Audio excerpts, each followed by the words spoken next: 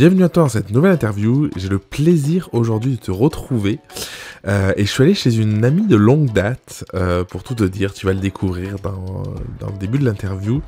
Océane, on était ensemble dans la même classe au lycée et nos parcours ont beaucoup évolué depuis le lycée où on était voué à faire plutôt de la chimie finalement et où avec le temps, moi je me suis lancé dans la photo et aujourd'hui dans le coaching. Et Océane, après quelques années dans une entreprise un peu traditionnelle on va dire, a décidé de se lancer dans le neurotraining, a décidé de développer une activité autour du bien-être, autour de la connaissance de soi et en parallèle aussi elle développe des cours de yoga. Donc notre échange a été absolument passionnant. Je cherchais depuis longtemps à créer des échanges avec beaucoup de profondeur, avec beaucoup de valeur, avec des choses assez simples finalement sur la vie, mais qui peuvent permettre de belles prises de conscience. Et on a parlé de tellement de sujets que je pourrais pas te le résumer dans cette introduction. Pour faire simple, Océane a partagé les moments forts de sa vie, ceux qui lui ont permis de se lancer à 100%, parce que c'est important d'arriver à passer ce cap, et surtout ceux qui l'ont aidé au fur et à mesure dans son chemin à y voir plus clair en elle du coup, pour comprendre vraiment ce qu'elle voulait vraiment pour sa vie. Et dans ce podcast, on est là ensemble pour parler de grandir ensemble. Et le fait de grandir, ça passe par énormément de prise de conscience, ça passe par des choix aussi de vie qui sont parfois pas faciles à prendre. Et du coup, c'est tout ce qu'Océane te partage dans notre discussion. Donc je te laisse avec cette interview et j'espère que tu prendras plaisir à l'écouter. Bienvenue dans cette nouvelle interview. Aujourd'hui, je suis avec Océane. On se connaît depuis du coup plus de 20 ans, c'est ça hein? Ouais. Bah oui. Ouais, on a passé le bac en 2003 ensemble. Et du coup, on était en première ensemble. Putain, un coup de vieux, ça fait 20 ans, ouais, c'est ça. On sait pas trop ce qu'on va dire. Du coup, pour nos 20 ans. C'est bien ça. L'idée, ça faisait un moment que j'avais vraiment envie de t'interviewer parce que je trouve que t'es inspirante. Je trouve que tu vois, dans ton histoire, on va pouvoir parler un petit peu de ton parcours si t'as envie. Tu vois, t'as eu des passages dans des domaines différents, des prises de conscience pour ta vie différentes. Je trouve que il y a quelque chose qui fait écho aussi chez moi de partir dans un secteur, à un moment peut-être se rendre compte que c'est pas forcément la vie qu'on veut ou peut-être un manque de sens et se réinventer, se réaligner pour aller vers ce qu'on souhaite. Pour commencer, j'aimerais bien te demander qui tu es, aux personnes qui te connaissent pas. Si tu devais leur parler de toi, tu dirais quoi? C'est une grande question. Une grande question que je laisse se renouveler de jour en jour. Mais si je devais dire qui je suis en très résumé, donc déjà je m'appelle Océane. Je dirais que c'est tellement difficile de répondre à cette question. Qu'est-ce que t'aimes dans la vie? Ce que j'aime dans la vie, j'aime le mouvement, j'aime la nature, j'aime rire, même si parfois je prends la vie beaucoup trop au sérieux. Ouais. J'aime beaucoup le calme, j'aime la nourriture, le chocolat. D'ailleurs, on a mangé du chocolat avant. Enfin, j'en ai pas mangé, mais... Oui, c'est vrai.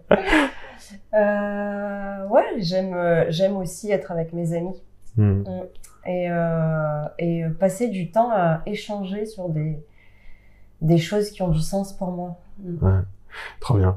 En fait, il y a un truc aussi, c'est que j'avais hâte de faire cette interview avec toi. Je te l'ai proposé il y a 15 jours, je crois, qu'on le fasse, quelque chose comme ça. Et j'avais envie de tester aussi un format un peu moins formel, un peu moins descriptif du parcours, des choses comme ça, pour tenter, on va voir si ça marche, d'avoir peut-être des discussions plus profondes sur des sujets, tu vois. Et je crois que je suis nourri par ça, et du coup peut-être toi aussi, d'avoir vraiment ces échanges-là qui vont en profondeur, qui permettent la compréhension aussi du monde peut-être qui nous entoure, des personnes avec qui on échange.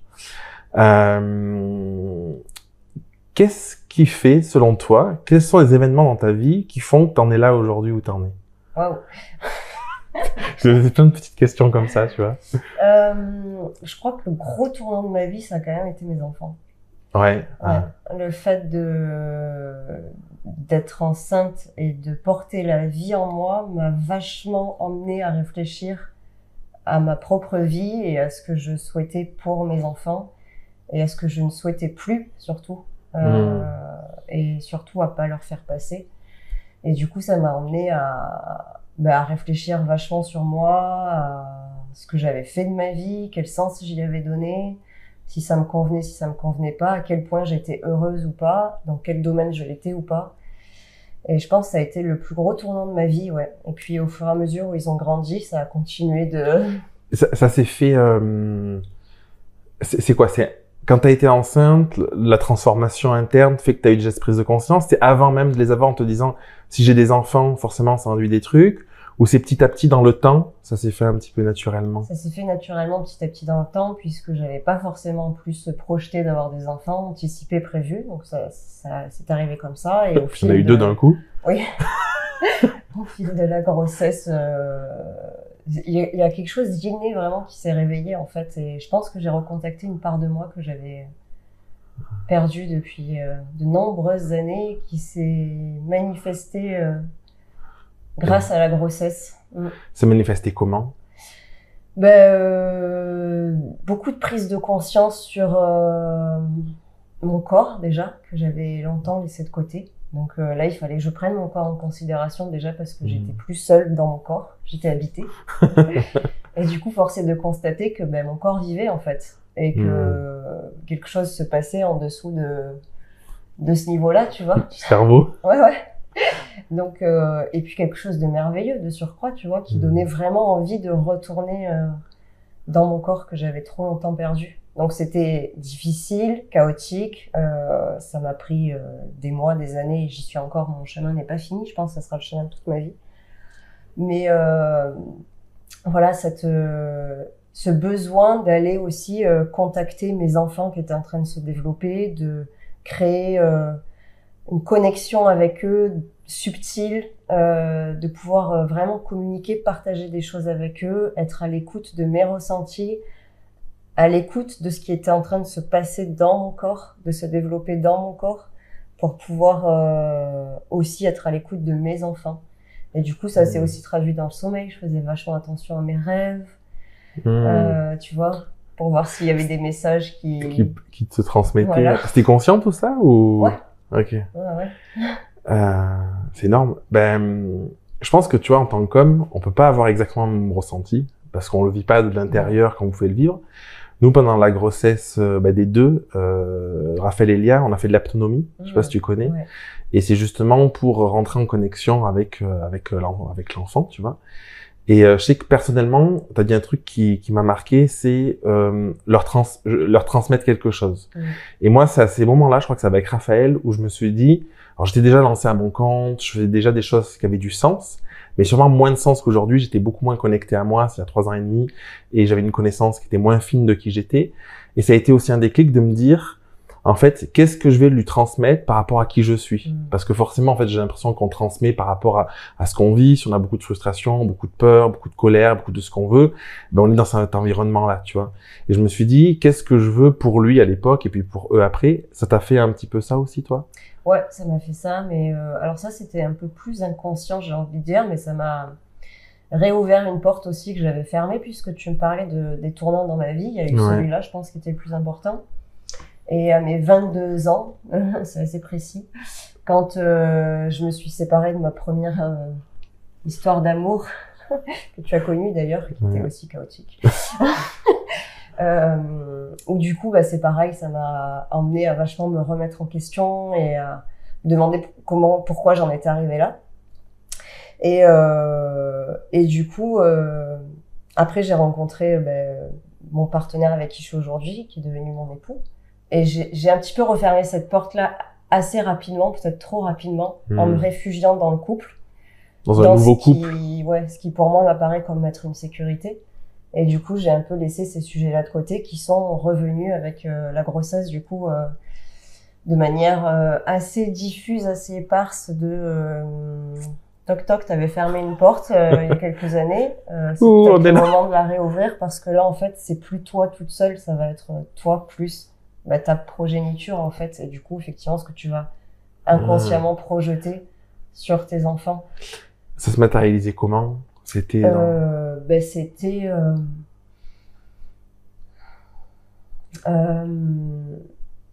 alors, j'avais... la mémoire est fascinante. Des choses qui me revenaient en mémoire de mon passé, des images, où du coup tu te demandes si c'est ta vie ou pas. Ah, carrément. Voilà, donc il y avait ça, il y avait des sensations corporelles aussi qui revenaient se jouer à l'intérieur de moi, dans une période où j'étais justement en train de reprendre conscience de mon corps, donc c'était assez étrange, tu vois. Puis après, beaucoup d'émotions. Il y avait beaucoup d'émotions qui étaient brassées. J'étais très à fleur d'émotions, en fait. Où il y a tout qui me paraissait assez exacerbé, mais en même temps, j'étais hyper sereine, hyper consciente et alignée dans ce que j'étais en train de vivre. Donc, même s'il y avait des émotions fortes qui demandaient à sortir, j'ai l'impression, en tout cas, comment je l'ai vécu moi, je sais pas pour les autres, mais qu'il y avait rien de débordant et de mal placé sur les autres, mais que c'était plus ok, je sens qu'il y a des choses qui se passent, mais c'est ok en fait. Je crois que la grossesse avec mes enfants, ça m'a ramené vachement de calme et de sérénitude que depuis j'ai un peu du mal à trouver, pour être honnête. Bon, après, je pense que dans ton caractère, enfin, moi, de ce que je connais de toi, en tout cas, t'as quand même un caractère assez, je sais pas comment, t'as de l'énergie, quoi. Ouais, à fond. Ouais. J'ai une question que j'ai oubliée, par rapport à ça, tu disais, connecté à un peu à ce côté émotion, ressenti, tout ça. Est-ce que, ça m'a fait penser à quelque chose, c'est la peur, tu vois. Et en fait, j'ai quand même le sentiment de tout ce que tu dis depuis tout à l'heure que, donc la grossesse peut-être y a aidé, mais sont des prises de conscience où tu te dis je veux ça, je veux plus ça, ce que tu as dit, tu vois. Et j'ai l'impression que t'es arrivé à suffisamment être connecté à tes ressentis pour pas être dans la peur. Alors, est-ce que c'est quelque chose que parce que tu vois, par exemple, tu peux te dire, aller revivre, par exemple, des anciennes relations, te reconnecter à des ressentis qui sont peut-être un peu désagréables sur qu'est-ce que je veux pour moi, pour l'autre, ma vision du couple, sortir de ça. Ça peut faire peur. On peut se dire, je l'enfouis parce que comme ça, j'y vais pas, tu vois. Qu'est-ce qui a fait que tu as eu ce truc où tu t'es dit, même ça me fait peur, ou peut-être que tu pas eu peur, je sais pas. Je vais questionner ça, je vais explorer ça. Alors si, j'ai très peur, ça m'a effrayée et j'ai toujours peur de ça. Hein. C'est encore un travail que je continue aujourd'hui. Ok. Et je pense que la peur fait partie de tout le monde au quotidien en fait, et on se rend pas forcément compte, mais on a peur de tellement de choses dans nos vies. On a peur de pas correspondre aux attentes, de pas être aimé, d'être rejeté, d'être abandonné, que sais-je encore. Donc oui, c'est des peurs. D'aller revisiter ce qui se traduisait pour moi en souffrance, parce que sur le moment, j'avais pas su le vivre, parce que j'avais pas à ce moment-là les ressources pour le vivre. Et être complètement présente à ce qui était là. Donc effectivement, tu vis pas la totalité de la charge émotionnelle, donc il y a une partie qui va rester cristallisée. Donc bien sûr que ça fait peur de retourner, puisque tu sais que, en tout cas pour moi, j'avais pas les ressources. Donc qu'est-ce qui me fait dire qu'aujourd'hui j'aurai les ressources pour aller revivre cette émotion-là? En plus, j'étais tellement mal. Parce que quand j'ai vécu ça, c'est parce que c'était trop pour moi qu'il y a une partie de moi qui s'est déconnectée. Donc, aller revivre quelque chose qui est très chargé émotionnellement, ça fait flipper, tu vois. Ah bon? Donc, oui, il y a toujours la peur. Et aujourd'hui, il y a encore la peur. Et c'est un chemin que j'essaye de parcourir tous les jours, avec des jours plus faciles que d'autres, je crois. Mais qui reste un gros challenge de ma vie. Et puis... c'est un peu comme la pelote de laine, tu vois, et quand tu commences à tirer un fil, tu te rends compte que il est super long, en fait, et qu'il y a des gros nœuds, et puis d'un coup, il y a une autre pelote, il y en a encore une autre. Donc, ouais, non, c'est... Et qu'est-ce qui fait que tu y vas alors que t'as peur, tu vois? Parce qu'en fait, je pose cette question parce que je vois aussi bien sur l'aspect perso que dans une entreprise, que dans le business, il y a beaucoup de personnes, en fait, qui sont tétanisées, qui bougent pas parce qu'ils sont dans la peur. Tu vois, qu'est-ce qui fait que tu arrives à un instant de te dire « Ok, j'y vais malgré tout ». C'est une très bonne question. La peur, comme tu dois le savoir sûrement, neurologiquement parlant, on a 3 réponses à ça. C'est l'immobilisation, la fuite ou la lutte. Et je crois que dans la majorité des cas, je fais partie de la team immobilisation, justement. C'est marrant. Je suis tellement voilà, tétanisée, c'est exactement ça. Et d'ailleurs, je fais pas mal de crises de tétanie, du coup, mais qui m'emmènent justement à me mettre en mouvement parce que, ok, là, tu prends conscience, non seulement dans l'esprit, mais aussi dans ton corps, qu'il y a vraiment quelque chose de lourd et de chargé qui te tétanise. C'est peut-être l'opportunité, et c'est ça en fait que je vois, c'est l'opportunité de remettre du mouvement et de bouger de ça en fait, parce que j'ai pas envie de rester dans cette situation où je suis tétanisée, immobilisée, sans ressources et où je subis. J'ai envie de pouvoir être actrice de ma vie et de pouvoir choisir, poser des choix en conscience de ce qui me convient, de ce qui me convient pas. Et même si c'est éminemment difficile souvent d'aller pousser ces portes-là et de vivre, parce qu'il y a ça aussi, il n'y a pas juste voir qu'il y a quelque chose qui va pas dans sa vie, c'est aussi accepter de le vivre. Ouais. Et ça, c'est encore quelque chose de différent. C'est cette envie et qui m'anime depuis quelques années maintenant, je crois, de me connaître moi.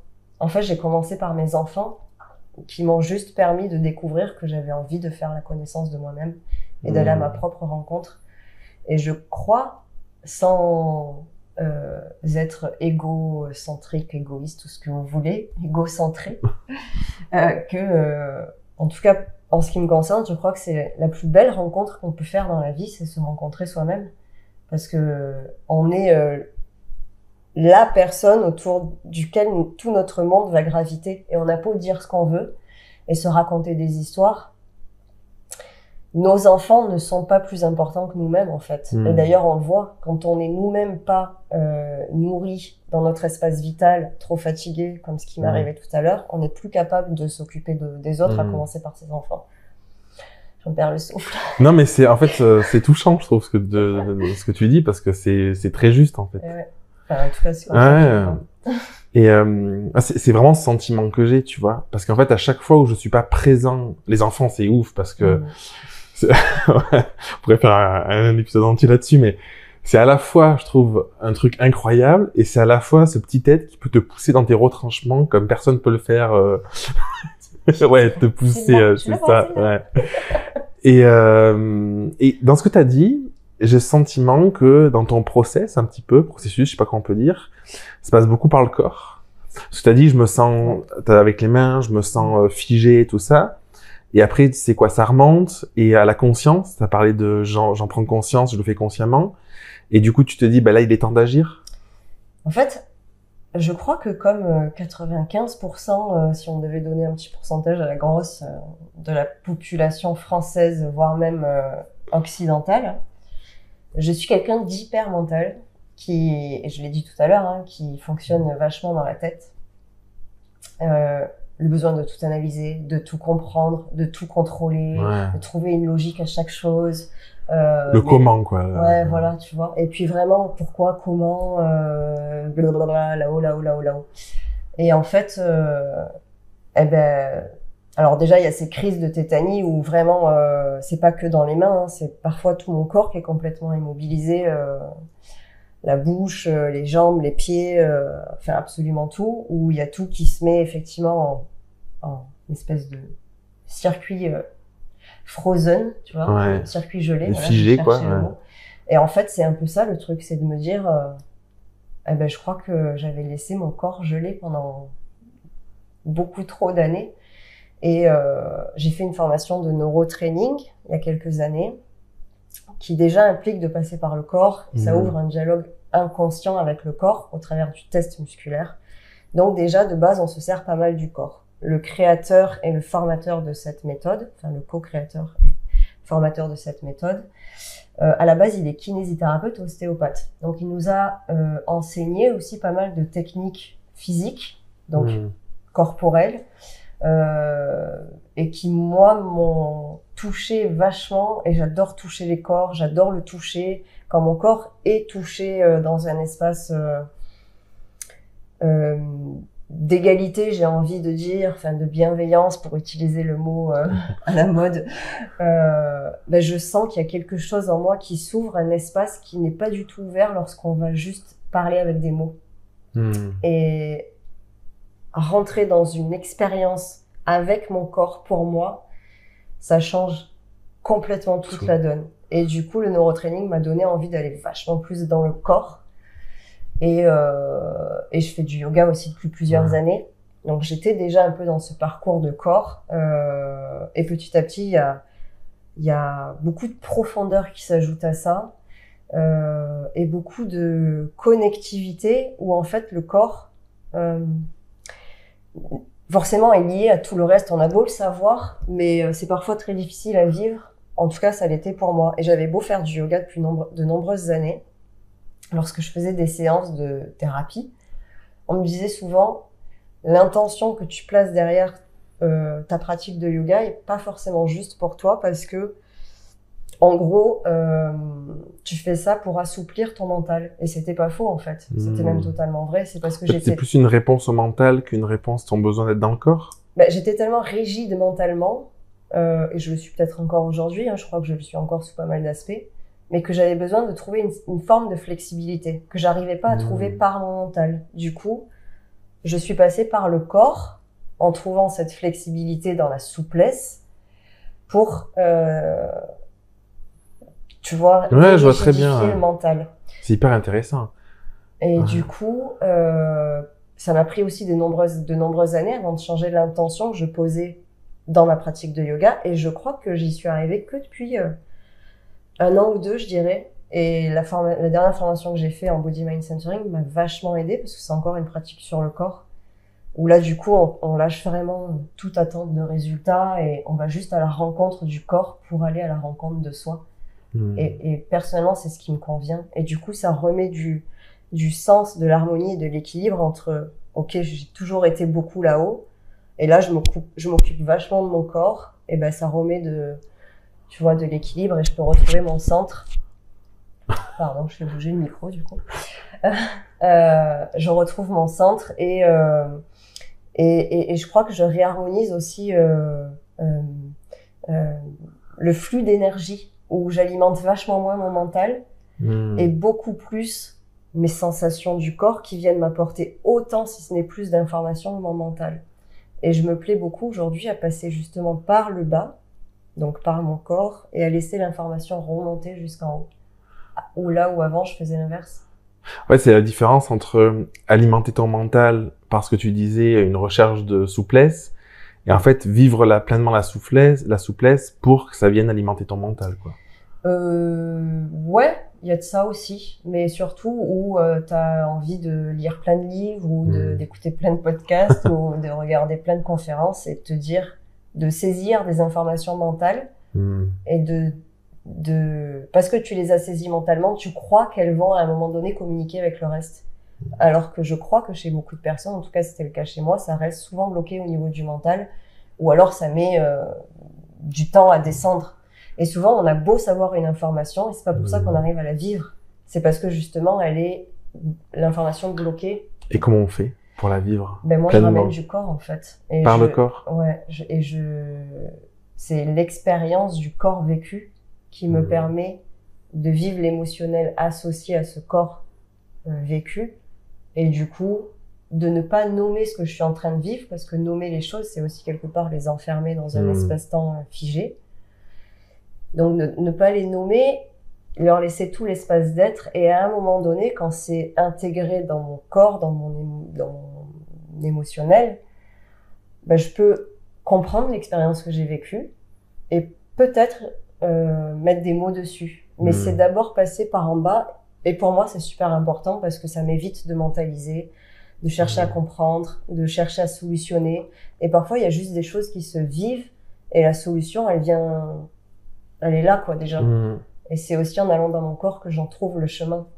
Enfin, c'est un peu dur à expliquer avec des mots, je sais pas si ça... Moi, ça me parle, donc oui, je sais pas pour les personnes qui regarderont ou qui écouteront ton interview, mais je trouve que c'est très très parlant parce que c'est des ressentis que j'ai souvent eu en fait. Ce truc-là parce que quand tu dis, tu comprends quelque chose, ton mental le comprend, bah oui, ce truc-là, c'est ça. Et pour autant, tu le vibres pas intérieurement.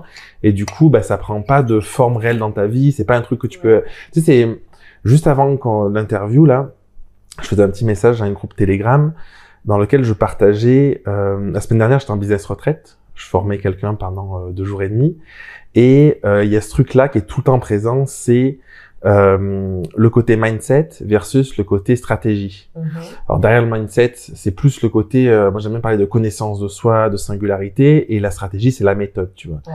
Et en fait, pour moi, c'est ça, c'est qu'en fait, t'as beau avoir dans ta tête toutes les méthodes, te former à tout ça, les comprendre, tu peux comprendre les méthodes, tant que tu comprends pas le pourquoi, tant que tu vibres pas profondément de qui je suis, qu'est-ce que j'ai apporté au monde, qu'est-ce qui fait sens, en fait, je dis pas que ça sert à rien, mais c'est laborieux. Alors qu'à l'inverse, quand tu as une compréhension assez fine de toi, de tes forces, de ce que tu veux, je trouve que c'est beaucoup plus facile d'avoir accès à peut-être ce mental de stratégie, planification, de trucs un peu concrets, tu vois. Et j'ai l'impression que ce que tu dis, c'est un petit peu, c'est dit peut-être différemment, il manque peut-être des choses, mais ça englobe un peu cet aspect-là, en fait, qui est de se connaître soi. Donc, se connaître soi, c'est pas juste se connaître mentalement, c'est connaître son corps, ses ressentis, c'est tout ça, pour ensuite l'expérimenter, le partager aussi. J'ai une croyance assez forte, parce que tout ce que je fais aujourd'hui est basé là-dessus, qui est que dans la vie, ce qu'on fait pour les autres, en réalité, on le fait en partie pour nous, de base. En tout cas, on le fait en lien avec quelque chose qui est suffisamment fort pour nous, pour qu'on ait envie d'aider les autres, qu'on puisse aider les autres sur ça. Toi, tu as parlé de ce côté un peu contrôle mental, pas assez à l'écoute de ton corps. Tu as parlé du neurotraining, c'est ton métier aujourd'hui, du yoga aussi, c'est ton métier aujourd'hui. Et du coup, est-ce que tu as ce sentiment aussi que finalement, à travers ces activités-là, pour lesquelles tu t'es formé depuis des années, tu te soignes en quelque sorte, tu reprends possession de toi, de tout ça, et en même temps, c'est tellement fort que du coup, tu le partages, parce qu'en fait, t'as envie, je sais pas comment on peut le dire, mais t'as envie de transmettre ça pour que les gens comprennent que toi, en fait, t'as vécu ça, tu l'as travaillé, et aujourd'hui, indirectement ou inconsciemment, c'est une forme de transmission qui est assez logique, parce que c'est quelque chose qui est tellement fort, parce que tu l'expérimentes tellement fort que t'es en capacité de le partager facilement. Alors, clairement, oui. J'en ai fait mon métier effectivement du neurotraining, du yoga, et j'intègre petit à petit le body mind centering. J'apprends toujours au travers de ça, par moi-même, au travers des personnes que j'accompagne. Et je crois que, à titre personnel, en fait, je suis à la recherche de ma propre vérité. Et que j'ai besoin de partager ce que je suis en train de vivre, mes expériences, là où j'en suis, comment j'apprends, les étapes que je franchis, qui ne sont pas des étapes acquises, hein, parce que c'est pas à un moment donné où on arrive à capter un truc que ça va rester pour toujours. Tu vois, je suis aussi consciente et je l'expérimente beaucoup en yoga notamment, à un moment donné où j'arrive à faire une posture et un mois après j'y arrive plus, bah, c'est un peu pareil dans les prises de conscience, j'ai envie de dire, et sur l'évolution de conscience. Et ben, pour moi c'est important de le partager parce que je crois que ça fait partie de mon gros défi dans la vie, c'est la communication. Et du coup c'est pour ça que c'est autant important pour moi, tu vois, je suis très dans ce chakra-là de la gorge qui justement va traiter de sa vérité en fonction de qui on est, des choix qu'on fait, de comment on place ça dans la société, de ce qu'on vibre à l'intérieur de soi profondément, mais comment on va exprimer ça au monde, comment on va le communiquer au monde. Et ça, voilà, pour moi, c'est ma propre vérité et c'est important qu'elle vienne de mon corps aujourd'hui parce que je ne veux plus l'oublier. Et donc, je me suis peut-être un peu perdue dans la réponse. Non, ouais. Mais voilà, après, je le partage. Je pense, voilà, plus à titre personnel parce que c'est mon défi, plus que aussi parce que je crois que oui, ça peut aider beaucoup de personnes, mais c'est pas. J'ai pas envie que ce soit perçu comme. Tu vois, par exemple, quand on me dit, parce que enseignante de yoga, souvent on nous appelle des gourous.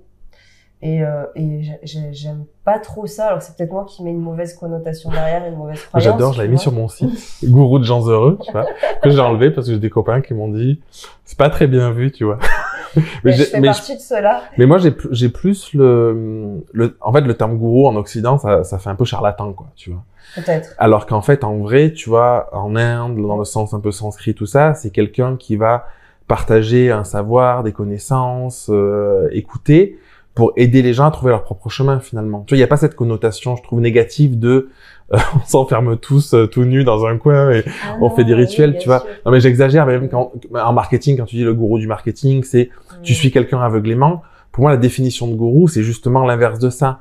C'est justement quelqu'un qui est en capacité à te transmettre des choses qu'il a pu expérimenter pour que tu t'en fasses ta propre idée et que tu puisses avoir les clés en toi, tu vois. Et c'est vrai que le gourou, c'est souvent vu comme quelque chose de négatif, de quelqu'un qui va te priver de ton pouvoir, alors que pour moi, je le vois comme quelqu'un qui te donne accès à ta maîtrise, à ton pouvoir, tu vois. Non, mais c'est bien d'avoir une explication extérieure. Après, tout est sujet à interprétation dans la vie, effectivement. Mais ce qui me dérange dans le terme gourou ou pas gourou, mais c'est les détenteurs de la vérité absolue, tu vois. Comme s'il pouvait y avoir qu'une seule vérité, alors qu'on est tous des êtres différents et uniques.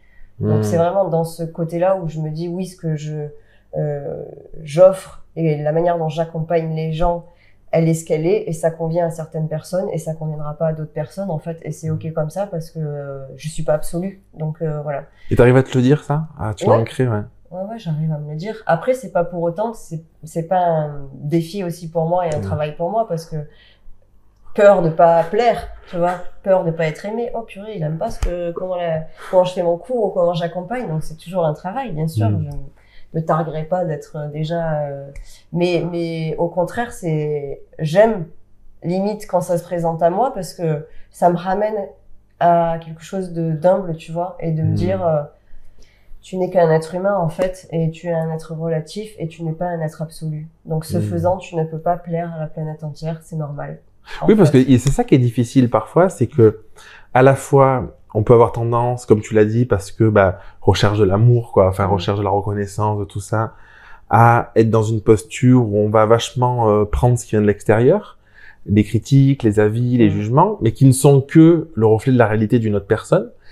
Et en même temps, peut-être d'être dans l'autre extrême, de dire j'en ai rien à foutre de ce que tout le monde pense et c'est moi et personne d'autre, c'est pas forcément bon non plus. Et parfois je trouve que c'est dur de trouver le juste équilibre. Moi je suis souvent dans des phases où je me sens bien, tu vois, je me dis c'est trop bien, je pense ça, c'est pas dans mon caractère, je vais pas me dire j'ai raison, les autres ont tort, tu vois, mais je ressens, je suis bien, tu vois. Et parfois, il y a quelqu'un qui dit quelque chose, je me dis, non, c'est bon, il dit de la merde, c'est pas grave. Et puis, j'ai des moments où, à l'inverse, je le prends vachement plus et ça vient me toucher, me remettre en question et tout, tu vois, et c'est cyclique, en fait. Ouais, ça te fait ça aussi? Ouais, ça me fait ça aussi et ça m'amuse à observer, justement, c'est pas français ce que j'ai dit, mais c'est pas grave. Je m'amuse à observer ce phénomène il y a des moments où j'arrive à prendre la critique comme constructive, justement, où ça m'aide à me replacer, en fait, et à me réajuster. Et des moments aussi où je suis consciente de ce que la personne dit, finalement, ça me touche pas, parce que, en fait, là-dedans, c'est à la limite juste pour elle, tu vois. Et oui, il y a des moments aussi où je me dis, où je me braque complètement, quoi. Et où ça touche fort mon ego et où je mets des jours à sortir de ce truc-là, quoi. Donc, c'est... ça va. Je suis pas seule à vivre ça. Mais mais je crois que c'est humain aussi, tu vois. Parce que, de toute façon, le travail avec l'ego, la négociation avec l'ego, je crois que c'est un travail de toute la vie et où c'est important à un moment donné, prendre l'espace, de ramener justement l'humilité et heureusement qu'on a ces gens-là qui sont pas forcément d'accord avec nous, qui nous aident à redescendre quelque part, tu vois, parce que sinon j'ai envie de dire si on n'était qu'avec des gens qui nous donnaient raison, qui aimaient notre travail, qui aimaient ce qu'on est, ce qu'on fait, ce qu'on partage, ça serait unifiant. C'est chiant, c'est chiant. Ouais, c'est vrai. C'est vrai. Unifiant et puis en plus enfermant, quoi. T'as dit un truc là, juste à l'instant, t'as dit la négociation avec l'ego. Et je pense que c'est ça, en fait. C'est qu'en fait, on est en constante négociation avec nous-mêmes, quoi. Oui. Je crois qu'il y a de ça aussi, Et c'est marrant parce que en BMC, Body Mind Centering, on expérimente. Donc, il y a pas de on apprend, c'est vraiment on expérimente dans notre propre corps et j'en ai fait l'expérience, c'est pour ça que je me permets d'en parler et c'est pas le cas de tout le monde et c'est ok parce que encore une fois c'est subjectif, hein, on n'est pas voué à de l'absolu. Le système musculaire est, je crois, un des systèmes organiques qui représente le plus cette négociation justement. Et d'ailleurs c'est très marrant parce que en yoga, lorsqu'on est débutant, en tout cas, on se sert vachement du système musculaire dans les postures.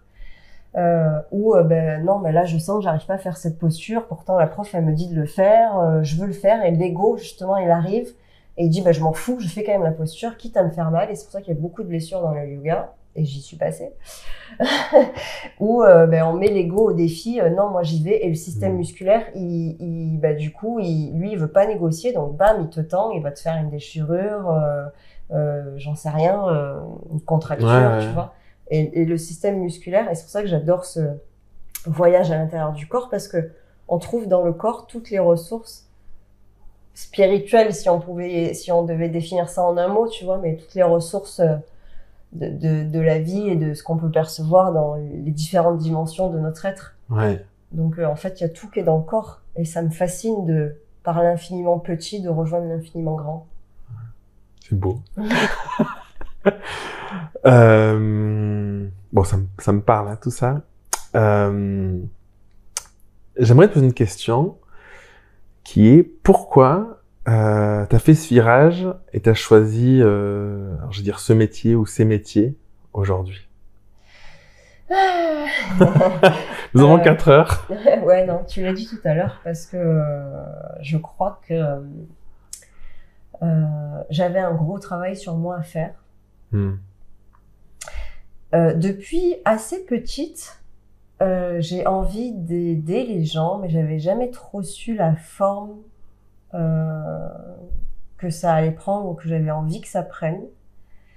Je me suis laissée conditionner par la société, l'éducation qu'on peut recevoir à l'école, de mes parents de manière inconsciente, de ma fratrie, sur la vie en gros c'est te marier, faire des gosses et avoir un boulot en CDI puis acheter une maison. Ne pas oublier. Pour partir en vacances. J'ai fait tout ça. Et en fait, je me suis un peu oubliée dans le parcours jusqu'à ce moment, voilà, de virage. Enfin, c'est plusieurs virages. Il m'a fallu quand même pas mal de prise de conscience pour me dire, à un moment donné, sors-toi les doigts et fais un truc quand même. Change. Voilà. Et donc, j'ai fait des thérapies. Et la première par laquelle j'ai commencé, ça a été psychologue. Il y a des années en arrière, sur les bons conseils de Guillaume. Et en fait, la première séance que j'avais fait, mais j'avais trouvé ça nul. C'est quelqu'un qui était allé voir lui ou? Oui. Ah. Et ça me convenait pas du tout, quoi. M'asseoir sur un canapé et puis faire que parler et payer pour avoir fait que parler. Enfin, je trouvais ça complètement démentiel, tu vois. Et en plus, ça me renvoyait à l'idée de ça va pas, t'es pas normal, il y a un truc qui va pas chez toi puisque t'as besoin d'aller consulter, t'es pas capable de t'occuper de toi toute seule. Des négatifs du coup. Bon, je brassais à bloc, donc j'avais laissé tomber et puis j'ai laissé passer des années. Et puis je suis retournée voir une autre psy, cette fois-ci sur les bons conseils d'Aurore, que tu connais aussi, il me semble. Ouais. Et là, ça a été vachement mieux. Je crois que j'étais prête et j'ai fait un bout de chemin avec cette psy.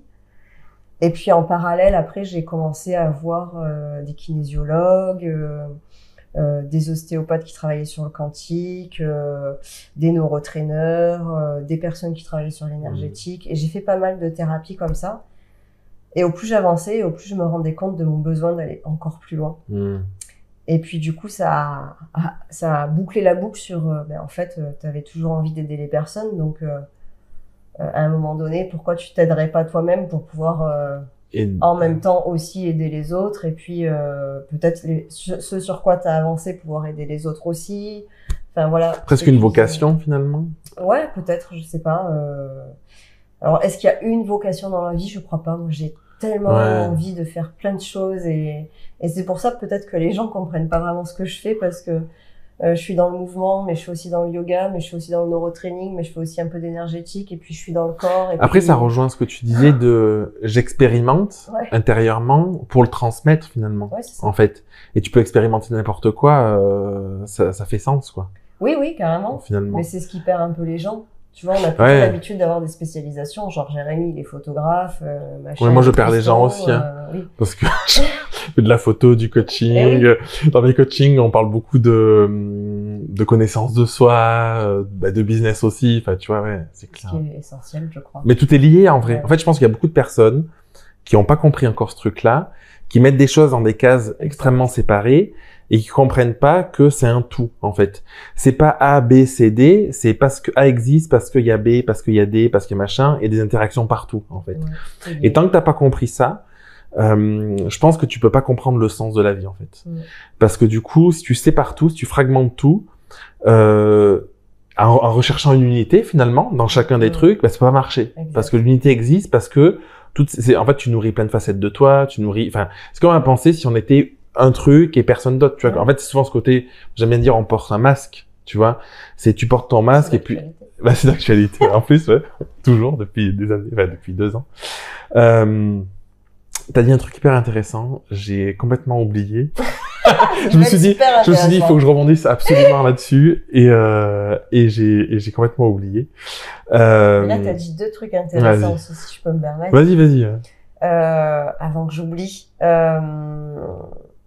c'est déjà en train de switcher. Oui, alors, que pas tout est séparé. Alors, il y avait une chose que disait mon formateur en neurotraining, José Chouraki, tout peut s'équilibrer avec tout. Tout est lié. Dans le tout, il y a le 1, dans le 1, il y a le tout. Et il nous répétait ça quasiment à toutes les séances de formation qu'on avait. Et limite, à la fin, c'est une bouillie verbale que t'écoutes, mais qui n'a plus vraiment de sens, tu vois, jusqu'à ce que j'ai fini ma formation, que je reprenne petit à petit les cours, que je les digère, en fait. Surtout, je crois que j'avais vraiment besoin de temps de les digérer. Et que je les assemble à l'intérieur de moi, et que je les intègre, ce qu'on disait tout à l'heure. J'arrête pas de toucher au micro. Et en fait, je me rends compte à quel point, pour moi, en tout cas, il a raison, et ça résonne vraiment avec ma croyance, ma vérité, de tout peut s'équilibrer avec tout, en fait, véritablement. Et tout est lié, et j'en fais aussi l'expérience dans le corps, et je reviens sur le système musculaire. Lorsque tu veux faire des postures de yoga juste avec ton système musculaire, ça ne marche pas. Parce que tu peux pas rester dans cette case, effectivement, où je suis que des muscles. Ben non, en fait, t'as aussi du sang, t'as aussi de la graisse, t'as aussi des os, t'as aussi un système nerveux, t'as aussi des cellules, t'as aussi de la lymphe, enfin voilà. Et du coup, c'est en prenant connaissance et en reliant tous ces systèmes qu'on peut devenir complet. Tu vois, et c'est pour ça que c'est aussi important pour moi la recherche du corps, parce que ça ramène aussi cette complétude là de pas juste chercher dans le subtil, mais de chercher aussi dans la matière la résonance du subtil et inversement, et comment nourrir l'un peut alimenter l'autre et inversement. Et je disais waouh. J'ai plein de trucs qui viennent en tête. J'ai une question à te poser. Par rapport à ce que tu as dit tout à l'heure, c'est... moi, j'ai le sentiment que l'être humain, je sais pas si c'est valable pour des animaux, mais en tout cas pour nous, on a besoin d'être face au mur, ou dans le mur, souvent, pour réagir. Ouais. Est-ce que tu as ce sentiment-là? Est-ce que tu penses que c'est inévitable? Alors, pour moi, c'est pas inévitable. Et c'est le choix... souvent inconscient, pour ne pas dire à 99,9999% des cas, de quasiment tout le monde, où on a plus tendance à fonctionner dans le conflit et dans le non-choix que dans l'harmonie et le choix. Parce que c'est ce qu'on a toujours fait et c'est les repères qu'on a jusqu'à aujourd'hui. Où effectivement on a vraiment besoin, c'est un peu ce qu'on disait tout à l'heure d'ailleurs, hein, et je sais que j'y suis encore dans beaucoup de domaines de ma vie, d'avoir quelqu'un limite qui va te dire mais c'est vraiment de la merde ce que tu fais pour te remettre en question. Ouais, mais c'est ça. Ou de faire un burn-out, ou de vivre une séparation hyper douloureuse, ou d'avoir un client qui t'insulte. Enfin, genre, ça va tout le temps en fait. Ou d'être en guerre avec un enfant, enfin de tes enfants ou quoi. Pour un moment, pour moi c'est ça la situation, être face ou dans le mur souvent, tu vois, parce que tu l'as dépassé le truc. Pour finalement te dire non, mais je vais changer des choses, tu vois. Et ouais. Et je sais que moi, j'essaye en tout cas d'avoir la conscience toujours de me dire, je me situe à quel niveau. Alors, c'est pas possible de l'avoir pour tout le temps, tu vois, mais j'essaye vraiment, c'est un truc que j'essaye de me dire régulièrement. Et ça me fascine parce qu'en fait, moi, j'ai ce sentiment comme toi que c'est qu'un choix, en fait. De manière générale, alors ça c'est dur pour beaucoup de personnes, mais je pense que la vie est faite de choix, en fait. Et c'est ça. Et de pas choisir, c'est un non-choix, finalement, et c'est une forme de choix aussi, en quelque sorte. Ouais. Et non, mais c'est ça, en fait. Parce que tu vois, bah, non, j'ai pas le choix. Bah, tu fais le choix de te dire qu'il n'y a pas de solution, tu vois.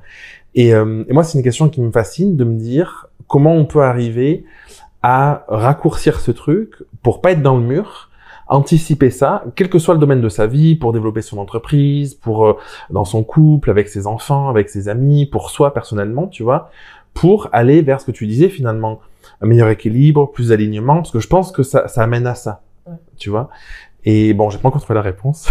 Je crois que la réponse, c'est la rencontre avec soi et la connaissance de soi. Et ça implique la priorité, je crois, c'est d'aller regarder ses limites et un peu ce que tu disais, voir où elles sont posées, tes limites, est-ce qu'elles existent, où elles sont posées, est-ce qu'elles sont justes pour moi aujourd'hui. Qu'est-ce que tu entends par limite? Les limites de ton espace vital, donc de manière générale dans ta vie, avec tes enfants, avec ton épouse, avec ta hiérarchie ou tes pairs ou tes collègues de travail. Est-ce que déjà, dans la matière, physiquement parlant, déjà rien que là, tu vois, a priori, c'est OK pour nous. Moi, je me sens bien, en tout cas. J'arrête pas de toucher mon micro. Je me sens bien dans mon corps, là, tout de suite, dans mes sensations. J'ai pas l'impression que tu rentres dans mon espace vital, tu vois, par exemple, les limites physiques. Oh, mais un coussin. Mais ça vient tout à l'heure tu m'as vu dire à ma fille je sais plus ce qu'elle voulait et que je lui ai dit que c'était trop pour moi, mais tu vois ça faisait partie des limites. Alors je sais pas comment on peut les nommer, mais là tout de suite j'étais plus disponible pour elle en fait, et ça aussi c'est des limites. Alors je sais pas comment les nommer, mais voilà, c'est apprendre, ok, là c'est vital, et en fait si je tape dedans pour répondre à sa demande et pour la contenter, pour pas la laisser seule, parce que je me sens la responsabilité d'être une bonne mère ou je sais pas quoi, du coup ça fait taper à moi dans mes limites et dans mon énergie vitale. Donc c'est vraiment les limites, ok, quelles sont mes limites physiquement, émotionnellement, avec mon mari, avec mes enfants, avec mes pères, dans ce que je fais avec mon corps, dans l'alcool, dans la clope, le sommeil dont j'ai besoin, et tout ça, ça participe à, ok, apprendre à te connaître, en fait, apprendre à savoir qui tu es, sachant que tu n'es pas figé. On en revient à ce que je disais tout à l'heure, tu vois. Oui, ça peut bouger. Exactement, t'es en constante évolution. Donc pour moi, la première étape, c'est connaître tes limites, et c'est vraiment la première porte de ok, je commence à pouvoir définir, et c'est hyper important parce que ça définit ton intégrité, en fait, tu vois. Et l'intégrité de qui je suis, de qui je ne suis pas. Et aussi, ça te permet d'arrêter de te confondre avec l'autre. Ou quand l'autre va avoir des besoins, si t'as pas des limites qui sont correctement posées, ou si tu sais pas vraiment où elles sont, tu vas potentiellement croire que ce besoin, il est à toi, ou que tu te dois de répondre à ce besoin. Il y a tellement de personnes qui vivent la vie de quelqu'un d'autre, en fait, en pensant que c'est ce qu'il faut faire, ou c'est... Ça me parle beaucoup ce que tu dis, parce que dans cette notion de se prendre le mur, tu vois, cette notion de limite, finalement, elle est assez évidente.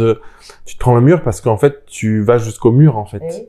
Et si tu arrives à te mettre un cercle de qu'est-ce que j'accepte ou pas, c'est beaucoup plus facile. Et la difficulté que j'y vois là-dedans, moi, c'est un challenge pour moi, tu vois, en quotidien et tout, j'avance, mais c'est justement être suffisamment, comme tu l'as dit, à l'écoute de soi pour pouvoir ensuite mettre la limite. Parce qu'en fait, si t'as pas d'écoute de toi, si tu sais pas comment tu réagis, si tu sais pas où t'en es émotionnellement, si tu sais pas où t'en es sur tous les aspects, mais c'est compliqué de les partager et de dire stop, je veux plus, ou oui, tu peux y aller, quoi. Tout à fait.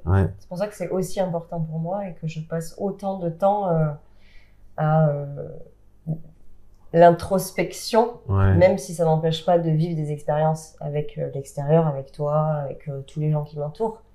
Mais du coup, j'ai vachement changé de regard, et vraiment, quand on dit parfois ça va changer ta vie, c'est vraiment véritable, tu vois, parce que c'est pas d'un coup je vais gagner au loto, genre une super maison, une super bagnole ou je sais pas quoi, mais c'est vraiment changer le regard que tu portes sur le monde. C'est arrêter de regarder dans quelque chose d'étriqué ou c'est la faute de l'autre, c'est l'autre qui est le méchant, j'en sais rien, j'ai pas d'autres exemples là, mais et commencer à se Oui, dire, ou un tel, il fait plus d'argent que moi, voilà, et du coup, pourquoi, en fait, ouais, je la mérite jalousie, pas, la comparaison. exactement. Ouais. C'est qu'est-ce qui fait en fait que je suis en train de vivre ça? Qu'est-ce que je renvoie? Pourquoi j'ai ça à l'intérieur de moi? Comment ça se fait que j'arrive pas à casser cette boucle? Comment je fais pour casser cette boucle? Et c'est c'est commencer à ramener de soi, quoi. C'est refaire de sa vie, et c'est ce que je disais tout à l'heure, hein, se replacer au centre de son expérience. Pour moi, c'est la clé. C'est à partir du moment où je commence à me connaître, je peux commencer à évoluer avec l'autre de manière juste. Ouais. En fait, parce que sinon, on est constamment en train de je rentre dans ton espace, tu rentres dans le mien. Tu vois, il y a de l'oppression, du manque de liberté. Et moi, je raisonne vachement sur ce côté-là de je te bouffe. Hein, tu vois, c'est le chakra racine, ça. Tu bouffes mon espace, tu vois. Ouais. Donc, c'est aussi cette notion de limite vachement qui est aussi pour moi très importante et qui est un challenge au quotidien. Et le yoga, ça permet ça? Le yoga, c'est très large. Souvent, les personnes, ils ont une compréhension limitée du yoga en croyant que ce ne sont que des postures, donc des asanas. Et compare ça au sport, au fitness, ou je sais pas quoi, alors que ça n'a rien à voir. Souvent, les asanas sont la première porte d'entrée du yoga parce que les Indiens partent du principe que il faut commencer à connaître ce qui est le plus grossier en soi, le corps, pour petit à petit affiner sa conscience et sa connaissance pour aller vers ce qu'il y a de plus subtil, le samadhi, donc vraiment la connexion divine. Bon, voilà, ça a peut-être une connotation spirituelle, voilà. Donc le yoga en tant que philosophie de vie, oui, bien évidemment, ça aide incommensurablement. Après, il y a énormément de philosophies de yoga différentes, de maîtres différents, de pratiques différentes. Donc, il y a les asanas, il y a la pratique de respiration, de méditation, pour ce qui est des plus connus. Après, il y a tout ce qui est de l'ordre du comportemental, de l'observation de soi, etc. Donc, il y a plein de choses à mettre en place au travers du yoga qui peuvent emmener à ça carrément. Mais je crois que c'est important aussi de laisser ça résonner avec soi et encore une fois de pas suivre potentiellement une vérité qui se veut absolue. Oui, ce que je veux dire, pas en faire une vérité finalement. Voilà, ouais. Mais de se laisser. Et peut-être qu'il y a des gens qui vont faire... moi, je suis revenue au yoga par la porte de la méditation, par exemple. J'avais commencé les asanas il y a des années, puis après, j'avais un peu laissé ça de côté, et je suis revenue par la méditation. Et il y a des personnes qui feront jamais d'asana, et c'est pas pour ça qu'elles font pas du yoga, en fait. Ouais. Tu vois? Donc, le yoga, c'est vraiment une philosophie de vie. Au-delà d'une pratique de, voilà, pendant 1 heure, je vais méditer, c'est vraiment au quotidien, du matin au soir, comment j'applique dans ma vie l'enseignement que je suis en train d'expérimenter dans moi-même, à tous les niveaux. Ouais. Et oui, c'est pas être parfait en plus. Quoi. Ah non, pas du tout. C'est être parfait, c'est dans le sens, je fais du mieux que je peux là, à l'instant T, avec les ressources qui me sont disponibles. Ça me fait penser à quelque chose, tout ça. C'est, est-ce que tu penses qu'on peut être heureux, profondément aligné, qu'on peut avoir une connaissance subtile, fine de ses besoins, de qui on est, de tout ça, sans être à son compte? Parce que les personnes qui vont nous écouter, même s'il peut y avoir des personnes plus larges, c'est quand même des personnes, des entrepreneurs ou des personnes qui souhaitent le devenir, tu vois. Et moi, je crois que tout à l'heure, tu as parlé un peu, je crois, de développement personnel, enfin, en tout cas, autour de la connaissance de soi, on peut l'appeler comme on veut, mais voilà, le terme un peu générique, ça peut être ça. Je trouve que l'entrepreneuriat, c'est le meilleur levier de développement personnel au monde, parce que du coup, ça te pousse à te poser des questions que tu ne te serais jamais posées, en fait. Ça te pousse à te confronter à des peurs, à ta relation à l'autre, à ta relation avec toi-même, parce que rien que définir des tarifs, vendre tes offres, communiquer, ça vient faire appel à tout un tas de croyances, tout un tas de choses qui je trouve ne peuvent pas ne pas te faire bouger. En fait, c'est ma philosophie, c'est ma vision, tu vois, c'est ma vérité.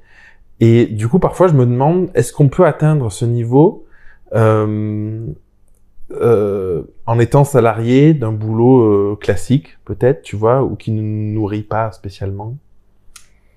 Alors, il y aurait plein de choses à dire sur ce que tu dis. Je vais certainement oublier les 3 quarts, mais c'est pas grave.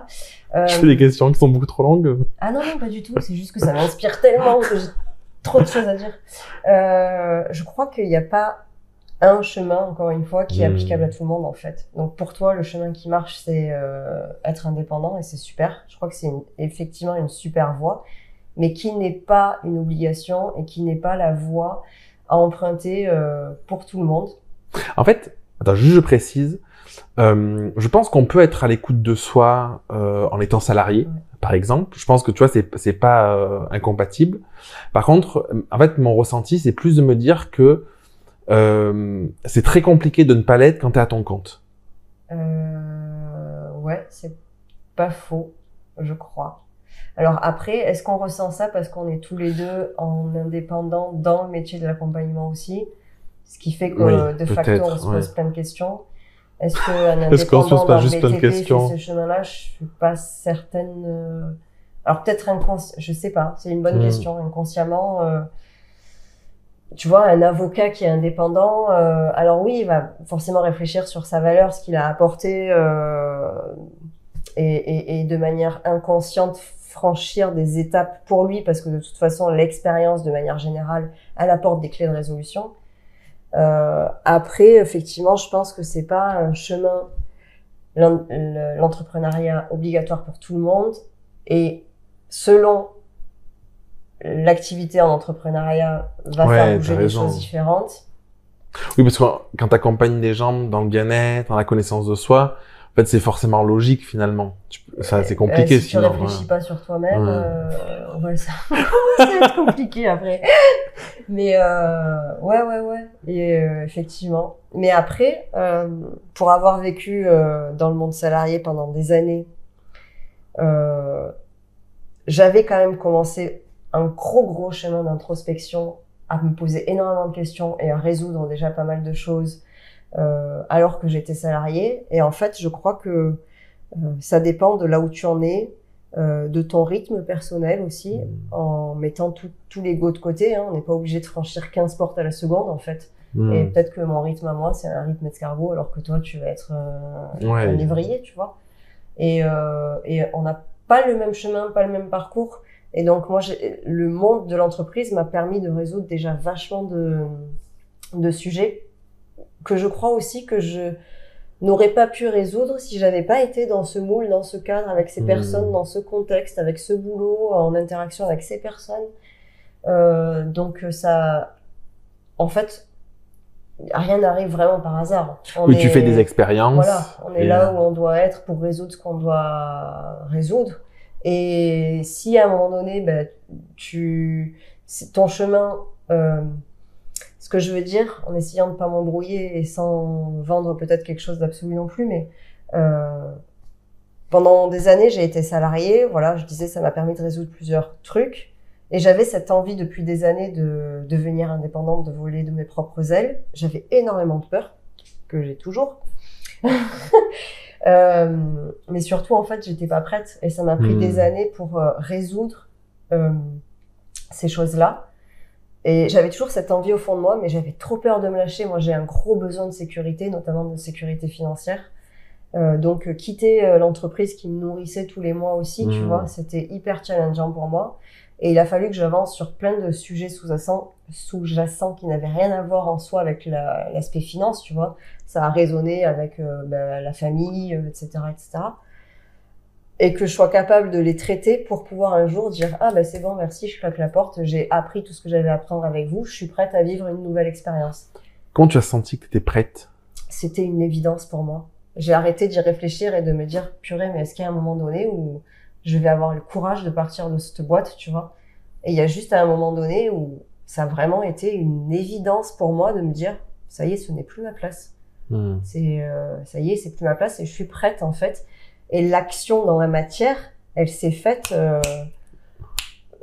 Tu Tac au vois, tac, quoi. du tac au tac. Ça a été un élan de mon corps. Effectivement, il y avait zéro mental dans l'action, quoi. Ouais. Pour le coup, il y a eu un plan de départ et ça a été...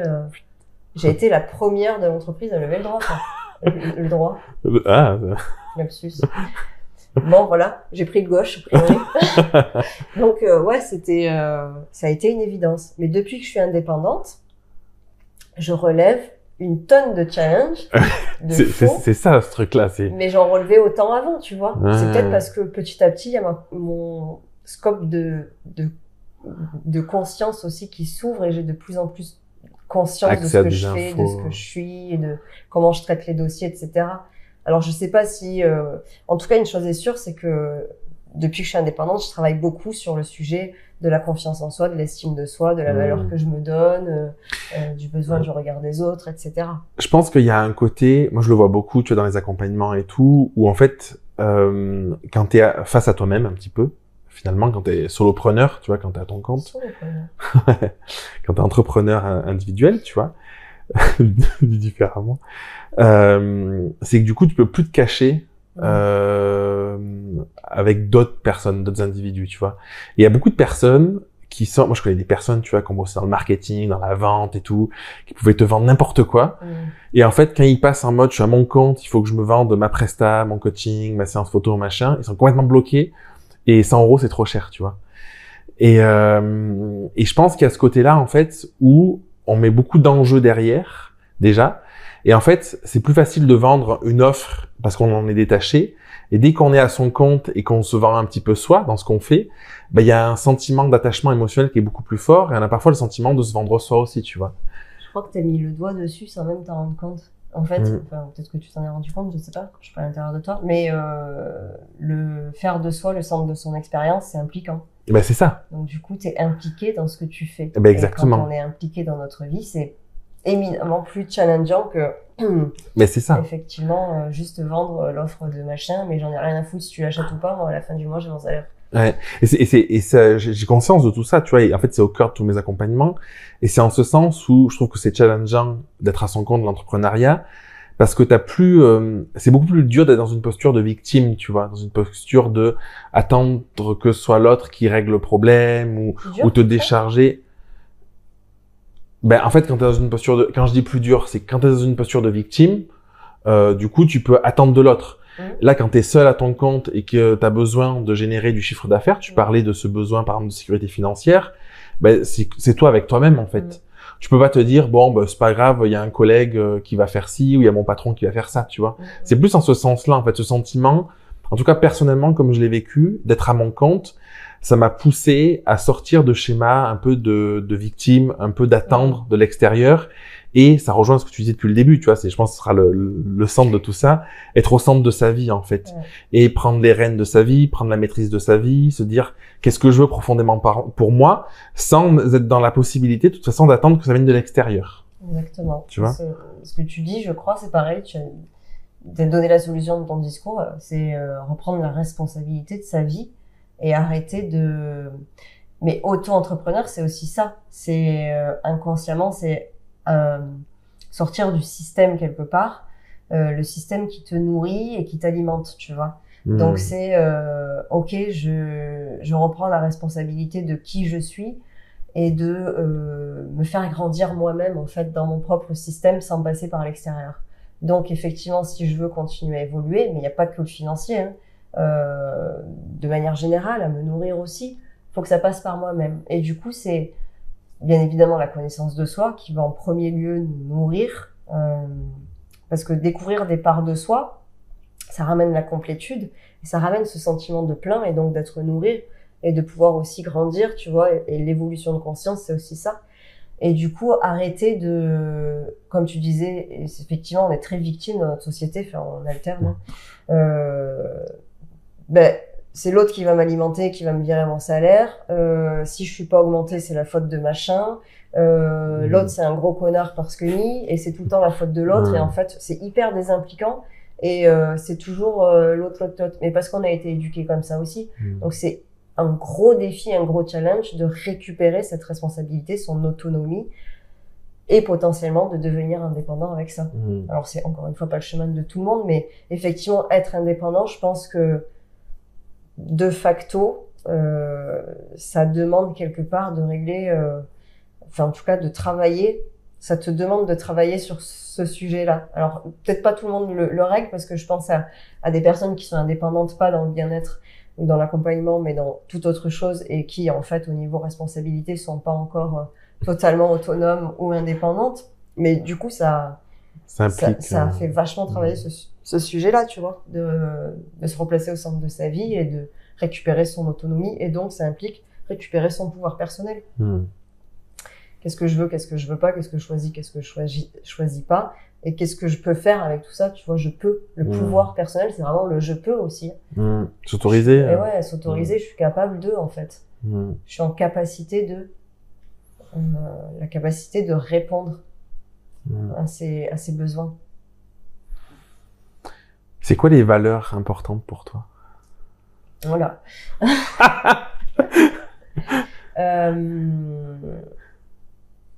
Les valeurs importantes pour moi, alors ça dépend ce qu'on y mettrait derrière, mais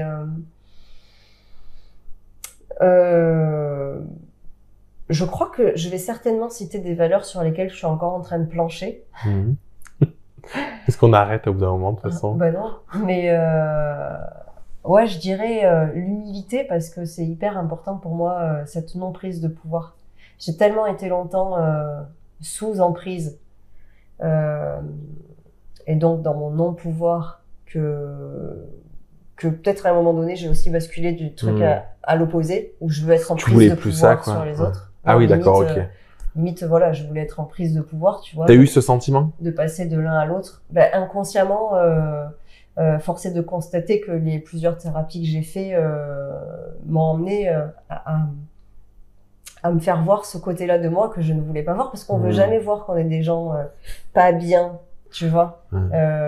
Tu veux être en prise de pouvoir, qui peut se targuer de dire un truc pareil, tu vois? Personne. Dictateur, peut-être. Ben voilà. Donc, à un moment donné, quand il y a quelqu'un qui te le renvoie, tu te dis, mais pas du tout, je suis pas comme ça. 2, 3, ben à un moment donné, tu es obligé de te dire, bon, il y a peut-être quelque chose qui se joue, en effet, et avoir l'humilité d'accepter ça aussi, tu vois. Donc, je dirais que l'humilité, pour moi, c'est une valeur importante d'accepter là où on en est, en fait, et de sortir de cette polarisation de bien ou mal, et en fait, il y a personne qui est, on se veut tous parfaits, tu vois, on veut tous montrer le meilleur de nous-mêmes tout le temps. Et tout à l'heure, d'ailleurs, je suis allée me coiffer la mèche. Mais c'est exactement ça, tu vois, de pas montrer ses imperfections. Mais en fait, il y a personne qui est parfait.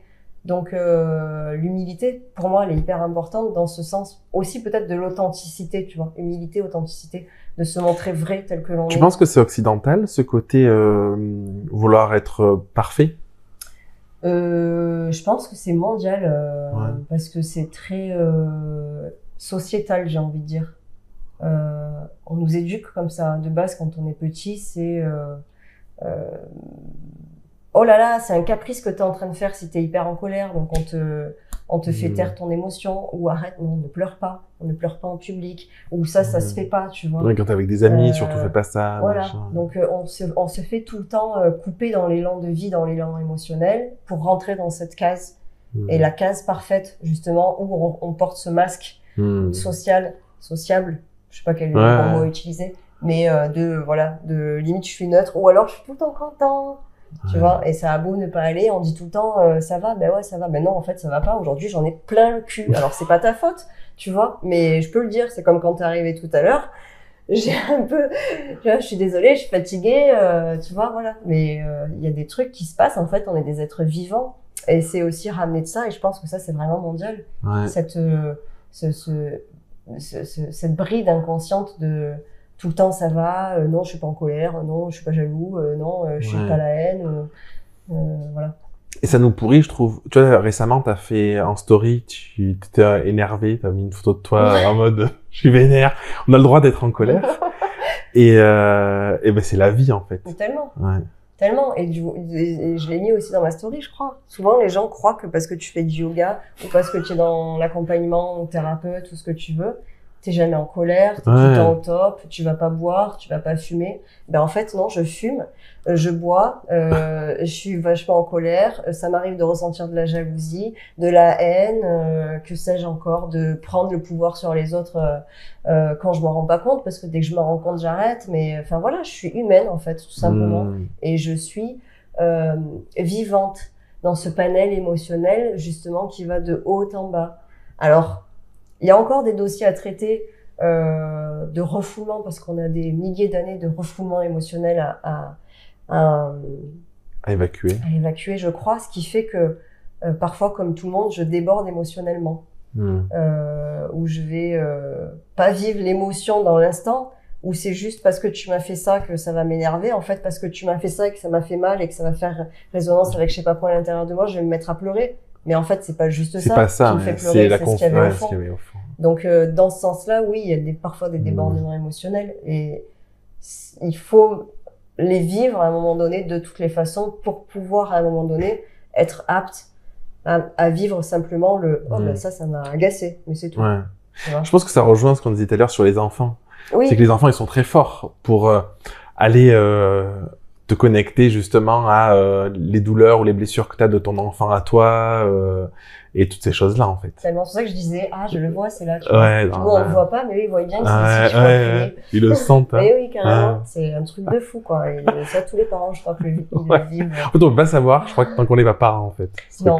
Alors après, il y a pas que ce chemin non plus. Hein. On n'est pas obligé d'avoir des enfants pour évoluer aussi, hein. Mais c'est effectivement. Mais faites des enfants. Faites des enfants. C'est une sacrée plaque d'évolution. T'as une autre valeur qui est importante pour toi, qui te drive? Alors déjà, ces deux-là, c'était deux valeurs importantes. Humilité, authenticité, je crois que c'est important pour moi. D'autres valeurs importantes pour moi, qu'est-ce que ça serait alors, je sais pas si on peut dire que c'est une valeur, mais l'apprentissage, la découverte. Pour moi, c'est le leitmotiv de ma vie, quoi. C'est le truc qui me fait avancer et qui est hyper importante. Le jour où j'arrêterai d'apprendre, je pense que ce sera le jour où je tirerai le rideau, merci. Je me casse de cette vie. Tu vois, quand on a fait une séance de neurotraining, peut-être que ça englobait plusieurs trucs, je sais pas, mais et quand je suis rentré, du coup, ce que j'ai dit à Elodie, c'est justement ce truc-là c'est génial parce que j'aurais pas su définir précisément ce qu'on a fait tu vois, de manière très concrète, parce que j'avais le sentiment que ce que tu as apporté, c'était le fruit d'une multitude de petites choses. Et ce que tu dis sur la valeur apprentissage, je pense que c'est quelque chose d'hyper important en réalité, la curiosité, tout ça. En fait, c'est justement ce truc où souvent on en revient on est dans une petite case, où on veut être dans une petite case, où on nous dit ce truc-là c'est comme ça.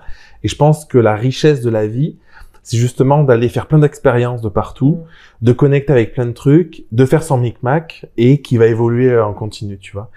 Et j'ai l'impression que c'est ce que tu fais. Est-ce que c'est le cas ou est-ce que Complètement. J'ai renoué avec cet élan de curiosité, que j'avais aussi un peu perdu, de simplement me dire métro boulot dodo, tomber dans une espèce de routine où en fait tu réfléchis plus vraiment, t'es un automate quoi.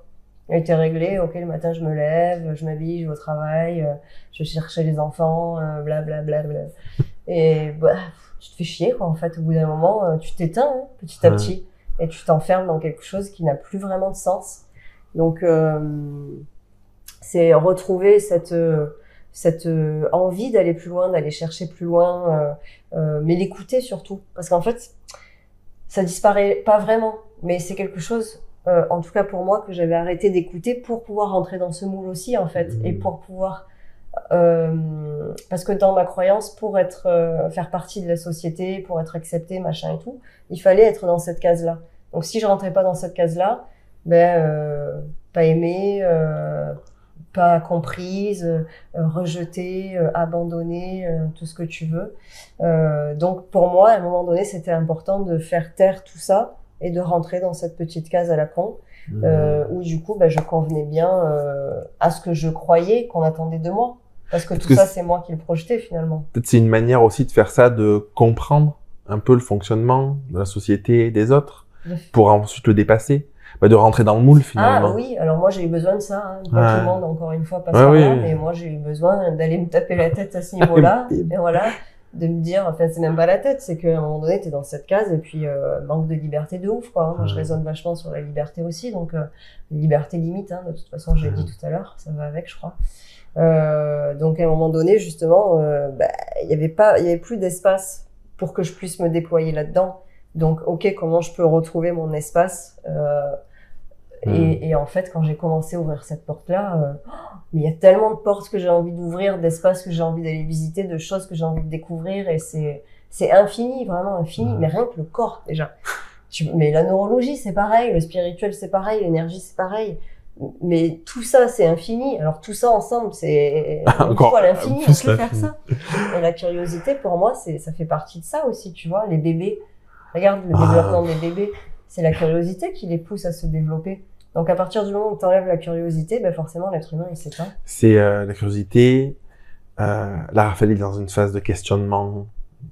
Chaque seconde, il y a une question. Ouais. C'est l'expérimentation. Tester. Exactement. Et pourquoi. Et ouais. Et ça, peut-être qu'on nous coupe de ça un peu, l'éducation. Oui, ça fait chier, hein, je suis un peu vulgaire. Mais c'est souvent trop de questions, tu vois, c'est bon, laisse-moi tranquille, alors que ça fait partie de cet éveil-là. Et c'est pas que des pourquoi, blablabla, mais c'est aussi aller curieux avec le corps, tu vois. Les enfants, c'est l'expérimentation, ouais, c'est ça. Tout, monter les escaliers alors que ça te paraît dangereux. C'est ça, vouloir couper des carottes avec un couteau alors que tu te dis non parce que tu vois que le doigt moins. Mais c'est vrai qu'après, quand on est adulte, on est plus voilà dans la case. Et même l'élan de spontanéité, j'ai envie de dire, il est coupé. On voit rarement des adultes d'un coup se mettre à sauter dans la rue ou à danser dans la rue ou à rigoler aux éclats pour rien. Enfin bon, on est assez monotone quand même. Hein. J'écoutais ce week-end une interview et en fait la personne, le gars qui posait la question disait j'ai l'impression que tu as une vie qui est riche, qui est abondante, t'expérimentes plein de trucs, tu vis, t'as du storytelling, du machin. Qu'est-ce qui fait ça? Et en fait, la réponse de cette personne, ça a été parce que je vis. Parce que la plupart des gens ne vivent pas. Et lui, il s'autorise à expérimenter, à tester un truc. Il prend l'avion, il va discuter avec quelqu'un. Mais c'est pas juste bonjour et puis je mets dans mon coin, je lis mon livre. C'est connecté. Et en fait, je crois que c'est ça. Tu vois, c'est qu'en fait, on se prive de vivre des expériences et du coup, on se prive de connecter, de comprendre, de grandir, d'élargir aussi son champ des possibles ou sa conscience, tout ce qu'on veut en fait. Ça me refait penser aux enfants. Les enfants, spontanément, quand ils rencontrent un autre enfant, ou même un adulte, hein, ils vont vers cet être humain pour échanger, pour partager, pour connecter. Quand on est adulte, on a souvent, comme tu dis, on le fait pas. Et en fait, ce qu'il y a derrière, c'est des peurs. Ouais. Toujours pareil. Donc les gens se disent non, j'ai pas de peur. J'en vois plein, moi, qui me disent t'as peur de quoi? Ben, j'ai peur de rien. Alors, t'en as pas conscience, mais en fait, on a énormément de peur, et c'est des peurs qui nous empêchent d'aller dire bonjour à l'autre, et de demander des choses ou pas, j'en sais rien, de connecter, parce que purée, qu'est-ce qu'il va penser de moi? Est-ce que je vais le déranger? Voilà, et c'est des peurs, tout ça, inconscientes, quoi. Et c'est fascinant. C'est fascinant. Soyons des enfants. Mais alors oui, tout à l'heure, tu disais un truc, c'est pareil, ça m'a switché là, mais je sais pas si ça reviendra. Je peux te poser une question du coup? Vas-y. Toi, t'as dit quelque chose que j'ai conscientisé, je pense, il y a 1 an et demi. Tu vois, j'ai vraiment pris et ça a changé beaucoup de choses dans ma vie. T'as parlé de liberté et de limites. Ouais. Et moi, j'ai un besoin énorme de liberté. J'ai une recherche de liberté énorme. Bienvenue au club, mec. Et j'ai compris un truc fondamental, c'est que moi, j'étais opposé à la structure, aux limites et tout. Et je crois que j'ai vraiment compris que, en fait, c'était pas opposé et que plus de structure, notamment dans le business, plus de limites dans sa vie, amenait plus de liberté, en fait. Et qu'est-ce que t'en penses? Je partage à fond parce que moi aussi j'étais en besoin fort de liberté, en me disant oui, il y a trop de limites, je fais péter toutes les limites et c'est bon, j'ouvre. Mais c'est peut-être aussi derrière, c'est pour ça que ça résonne aussi vachement sur alors là c'est pas la prise de pouvoir, mais c'est se fondre dans l'absolu. Tu vois, quand t'as plus de limites, un être humain, il est limité. Tu vois, on vit dans un espace-temps fini. On vit pas dans l'infini. Donc, vouloir faire sauter les limites, à un moment donné, c'est vouloir se fondre dans l'absolu. Donc, c'est cette l'ego, tu recherche penses de... Peut-être. Alors, je sais pas, effectivement, si on peut le nommer l'ego, mais oui, certainement qu'il y a une part de l'ego là-dedans. C'est, ouais, c'est la recherche enfin, se croire autre que plus grand, j'en sais rien. L'homme-dieu, un un humain, peu. Voilà, un peu l'homme-dieu. C'est pour ça que j'appelle ça l'absolu, parce que voilà, mais c'est un peu ça, la recherche de Dieu qu'il y a derrière. Et jusqu'au jour, en fait, effectivement, où j'ai compris que sans limite, c'est la folie. Parce que il y a un exemple qu'on m'a donné un jour et qui résonne très très fort pour moi, c'est si tu es sur la terrasse d'un immeuble, d'un gratte-ciel, et que tu enlèves toutes les barrières de cette terrasse, et que tu veux jouer au ballon, bah du coup tu vas... Tu veux jouer 3 secondes, quoi. Jouer au ballon 3 secondes, ou alors tout petit, comme ça, à 2, tu vois. Alors que si tu remets des limites, des barrières à cette terrasse de gratte-ciel, bah du coup tu vas être en confiance et tu vas pouvoir refaire une vraie partie de foot. J'adore la métaphore. Carrément. Ouais. Et quand on m'a dit ça, ça a fait waouh, de ouf. Et en fait, effectivement, les limites, elles sont garantes de... bah, au pire, en fait, j'ai un espace, et ça rejoint la sécurité, où moi, je raisonne vachement sur ce besoin de sécurité aussi. Parce qu'en enlevant toutes les limites, bah, du coup, j'ai enlevé aussi toute la sécurité. Enfin, moi, ça a mis un gros bordel dans ma structure quand j'ai fait ça. Parce que du coup, il y a tous mes repères qui ont sauté en même temps, tu vois, et j'ai mis un gros chaos. Et d'ailleurs, ma vie matérielle, elle a explosé. Parce que bah, j'ai vraiment fait sauter tous mes repères. Et il y a tout qui est parti en sucette, quoi, dans quasiment tous les domaines de ma vie. Jusqu'à ce que je comprenne que, ah, ok, en fait, si je relimite, donc déjà, je reborne ma sécurité. Donc, c'est sécurisant d'avoir aussi des barrières, tu vois. Et en même temps, ok, ben là, c'est l'espace où j'évolue. Et que tu choisis toi aussi. Exactement, sachant que ces limites sont évolutives. Là, aujourd'hui, elles me conviennent. Demain, j'ai besoin de ça. Ben, c'est ok, je mets ça. Après, demain, j'ai besoin de ça. Oh là là, me faites pas chier, tu vois. Et comment tu fais pour te mettre des limites qui ne soient pas que mentales? Ouais, ça, c'est encore un gros challenge. Mais c'est en faisant tout ce travail autour du corps et du mouvement. Et le corps en mouvement, ça me paraît essentiel parce que le corps est vivant, donc le corps en mouvement, et la vie, c'est un mouvement pour moi constant. Donc repasser par le corps en mouvement, qui n'est pas quelque chose d'intelligible au sens du mot, du mental, enfin de la logique rationalisée que tu pourrais y donner, ben, ça remet justement une expérience sensitive, sensible, au cœur du vivant, qui, comme je le disais tout à l'heure, redonne du sens au travers d'une compréhension organique et plus, intellectuelle. Du coup, voilà, ça, pour moi, il est vraiment là, mon équilibre, ouais. J'avais entendu, il y a longtemps, quelqu'un qui disait que la définition de l'émotion, ou des émotions, c'était l'énergie en mouvement, en fait. Et du coup, il y a ce côté-là, en fait. Il y a ce côté bouger, vivre, être pleinement soi, être en mouvement, quoi. Ben, pour moi, l'émotion, c'est non seulement ça, ou quand tu es pleinement en capacité d'accueillir tes émotions. L'émotion, elle peut t'emmener très haut comme elle peut t'emmener très bas. Et souvent, les gens, et moi j'en ai fait partie pendant des années, on a tendance à vivre plutôt comme ça, voire même... un encéphalogramme plat, quoi. Ben, ouais, ça c'est la mort. Mais tu vois, pas loin, on quoi. s'en rapproche, quoi. Où on est complètement en refoulement émotionnel, et où du coup on perd la couleur et la saveur de la vie. Et pour moi, la couleur, les émotions, c'est de la couleur aussi. C'est vivre en couleur et arrêter de vivre en noir et blanc. Et les personnes que j'accompagne depuis quelque temps me disent aussi, bah, d'un coup, j'ai l'impression de vivre exacerbé, limite d'être hyper sensible parce que je ressens les choses à fond et je suis soit très haut, soit très bas. J'ai dit, mais non, au contraire, pour moi, c'est un bon signe de vie parce que t'arrêtes d'être comme ça et tu te permets enfin de vivre. Alors après, il y a une autre école, et c'est pas antinomique à mon sens, qui dirait cette école qui prône un petit peu le détachement, et notamment le détachement émotionnel. Alors il y a plusieurs courants et on pourrait l'interpréter de plusieurs façons, mais cette interprétation-là que j'ai entendue à pas mal de reprises de le détachement émotionnel, tu vois, pour moi n'a pas de sens, parce que si c'est pas dans le sens parce que nous, c'est quelque chose qu'on dit souvent aux enfants. Enfin, on leur dit pas comme ça, mais c'est tu n'es pas ton émotion. Exactement. C'est un peu ça le détachement émotionnel. Il y en a qui le disent carrément dans mon but dans la vie, c'est le samadhi dans le sens où je suis un être réalisé, spirituel, et mon corps, peu importe ce qu'il fait, limite, mes émotions, peu importe, je suis détachée de tout ça, je suis un peu au-dessus, tu vois. Donc là, c'est mal posé, effectivement. Ouais. Je suis dans un état de béatitude ou de paix permanente. Pour moi, c'est pas possible. Ouais. Parce qu'à partir du moment où t'es un être réalisé de manière posée, où tu vis des juste, expériences. bah, tu es plus sur cette planète Terre, Ouais, en fait. ouais.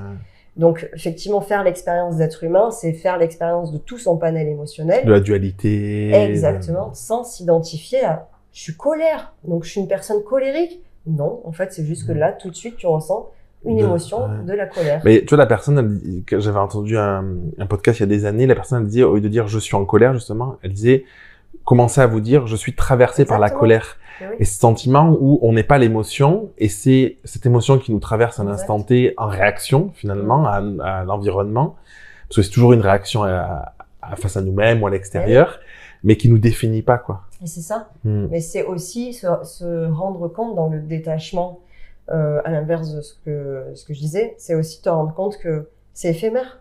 Oui. Que si tu te permets de l'accueillir et de la vivre pleinement, elle va pas durer, en fait. Et si tu la gardes, c'est un choix, de la nourrir aussi. Voilà. Sauf si tu vas la nourrir, ça devient un sentiment, blablabla.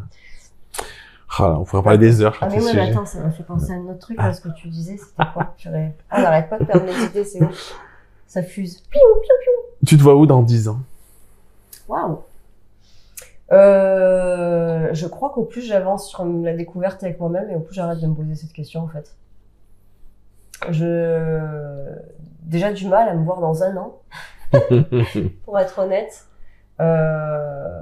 Non, je crois que vraiment je perds la notion de projection future et de temporalité vraiment linéaire petit à petit, ce qui est encore un gros défi, un gros challenge pour moi. Parce que le temps, c'est l'espace-temps de toute façon. Bon, alors si je devais me voir dans 10 ans... T'es pas obligé, hein, c'est une question ouverte, justement. En fait, c'est un laps de temps. Globalement, la plupart des personnes, je trouve, quand tu dépasses 1 an, peut-être 3 ans pour certaines, c'est très compliqué, tu vois, d'imaginer. Et ce qui est logique, en fait. On peut pas savoir. Parfois, on fait un truc aujourd'hui, puis le lendemain, on se dit pourquoi je l'ai fait, tu vois. Mais c'est plus peut-être une question philosophique, tu vois, tu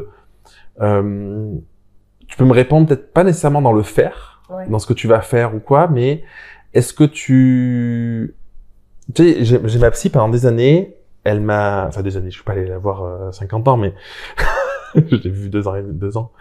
Elle me disait toujours,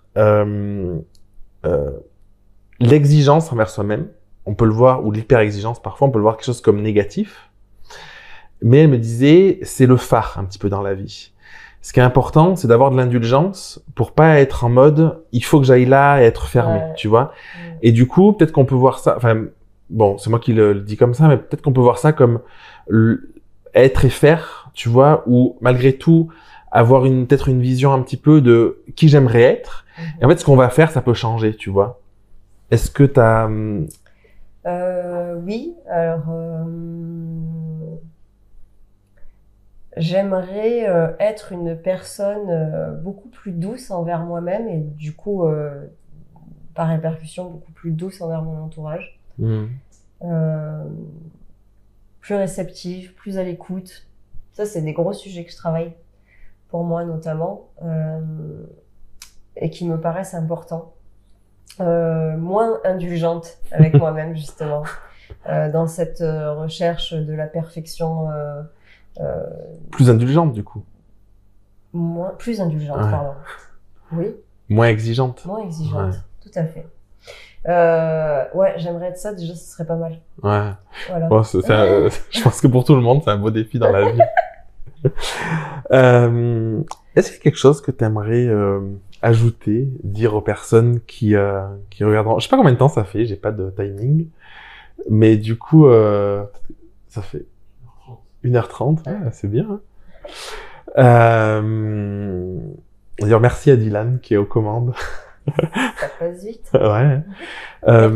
Pour conclure, Parce qu'on va passer une demi-heure sur les conclusions, mais qu'est-ce que t'aimerais, tu vois, profondément partager? Qu'est-ce que t'aurais aimé entendre peut-être? Ou alors, je sais qu'on est sur son chemin et tout est juste et tout ça, tu vois, mais est-ce qu'il y a un truc, ça t'aurait fait du bien il y a quelques mois, quelques années de l'entendre et que t'aimerais partager aujourd'hui à quelqu'un qui va découvrir cette interview, tu vois? C'est une super bonne question, ça. Des milliards de choses.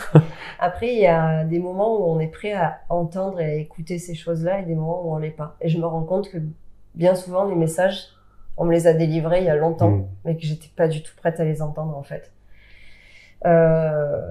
Donc,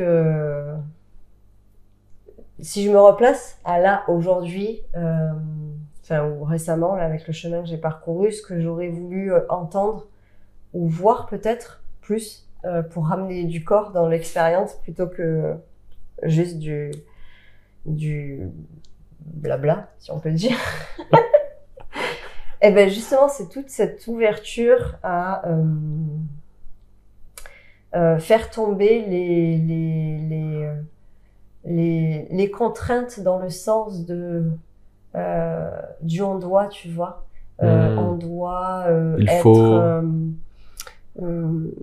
pas trop gros, pas trop maigre, pas trop bronzé, des beaux cheveux, bien bouger, bien danser, pas faire voilà des mouvements erratiques dans la rue, j'en sais rien, courir d'une certaine façon, et c'est vraiment ramener du corps dans le sens où en fait le corps il a des milliards d'informations à nous donner et parfois si on le laisse parler, si on le laisse aux commandes, j'ai envie de dire, eh ben il allège notre expérience de vie. Ne serait-ce que de se mettre à danser, ça peut sembler tout con, mais voilà, mettre de la musique et danser, en fait, c'est quelque chose qu'on fait plus quasiment. Enfin, beaucoup d'adultes ne le font plus et ne savent même plus le faire. En fait, ils ont perdu le chemin de la danse et de l'amusement pour rien, sans aucun sens ou sans aucune raison, tu vois. Et c'est vraiment retrouver ça. J'ai envie de dire, mettez-vous de la musique, dansez, chantez. Si vous avez honte, faites-le quand vous êtes tout seul. Mais retrouver voilà cette forme de légèreté en passant par le corps, où le corps il est spontané et il a envie de faire péter justement un peu les limites dans le sens de la contrainte. Donc retrouver de la spontanéité. Je crois que c'est ça, hein, du jeu, de la spontanéité, du plaisir. Et c'est pareil, c'est un gros sujet de vie, ça. Ça rejoint un peu de peut-être se comporter comme un enfant. Oui, carrément. Retrouver son âme d'enfant. Ouais. En fait, je te dis ça parce qu'il y a quelques semaines, on était dans une soirée avec des amis. Peut-être qu'il y avait c'était en extérieur, tu vois. Peut-être qu'il y avait, je sais pas, 80 personnes. Et il y avait de la musique. Et peut-être qu'il y avait 15, 20 personnes max qui dansaient, tu vois. Et il y avait les enfants. Il y avait Elia et Raphaël, les enfants. Et Raphaël, il venait tout le temps, il me disait, viens danser, tout ça. Donc j'ai passé 1 heure à danser, tu vois.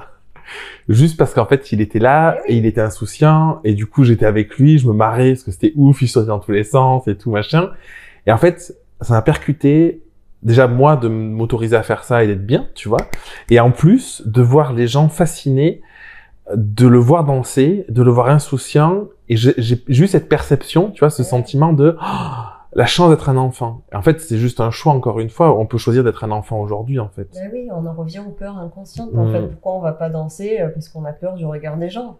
Globalement, hein, pour faire très court. C'est la peur du jugement, quoi. À commencer aussi par son propre jugement. Comment on dépasse son propre jugement? Eh ben, je crois que ramener vraiment du corps et ne plus analyser ce qu'on fait avec son corps, c'est une fantastique méthode parce que ça permet vraiment de lâcher le mental et ne plus juger les gestes qu'on va faire et laisser le corps bouger dans ce qu'il a exprimé sans juger ah ben là t'as pas bien levé ton bras, j'en sais rien, c'était pas gracieux, je sais pas quoi. En fait on s'en fout, juste tu mets ton corps en mouvement ou déjà suivre le mouvement interne du corps, c'est déjà quelque chose. Tu vois, t'es même pas obligé de manifester au début le mouvement à l'extérieur.